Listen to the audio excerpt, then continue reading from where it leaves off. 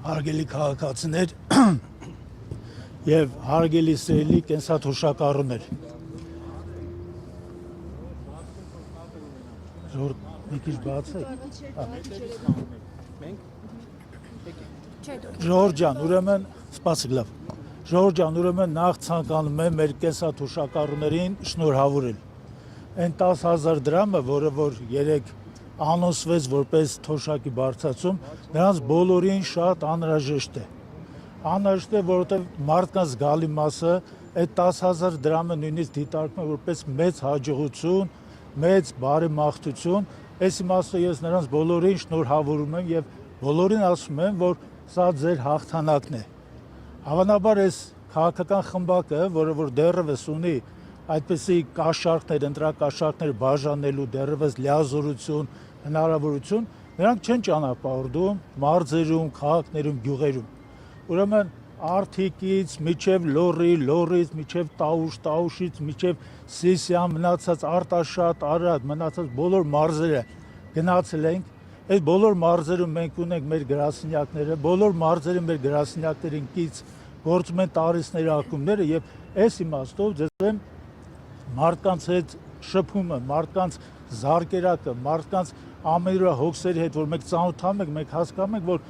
այս մարդիկ արժան են ոչ թե 10,000-ների կամ 25-30 հազարների, այս մարդկանց սահմանադրական դա իրավունքն է եւ նրանք արժան են ավելի բարձր գումարների։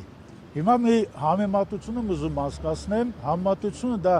մեր տարածաշրջանի երկրների եւ Հայաստանի թոշակառուի ստացած գումարների մեջ է։ Ուրեմն Ադրբեջանում ստանում են հայկական թոշակառուից ավել 2 անգամ բարձր թոշակ, Վրաստանում մոտավորապես 1.5 անգամ բարձր, Թուրքիայում ստանում են մոտավորապես 4.5 անգամ բարձր թոշակ։ Սա ինչ է նշանակում։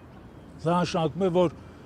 այս երկիրը մոռացել է թոշակառուին, մոռացել է այս երկիրը կառուցողին։ Հիմա մենք հրապարակում ենք, չէ՞, այս շենքերը, որ մենք տեսնում ենք, այս բոլոր շենքերը կառուցել են թոշակառուները։ Այս ճանապարհները կառուցել են թոշակառուները,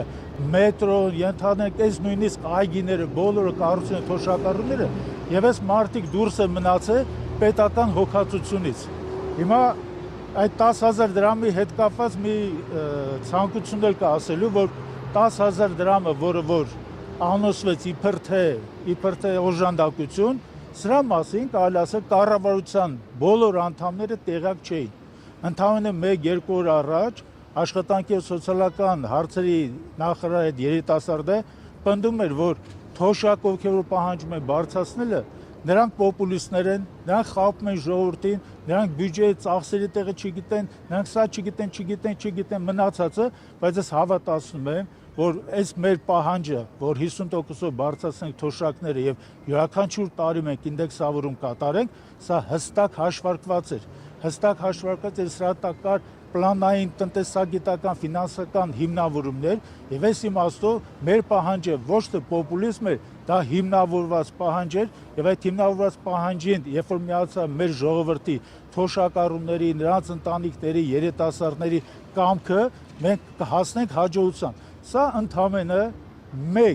մեկ քայլ է դեպի մեր հաղթանակը։ Ես ձեզ ասում եմ եւ մեր թոշակառուներին հավաստիացնում եմ, որ ամռանը, երբ մենք իշխանության մաս կկազմենք,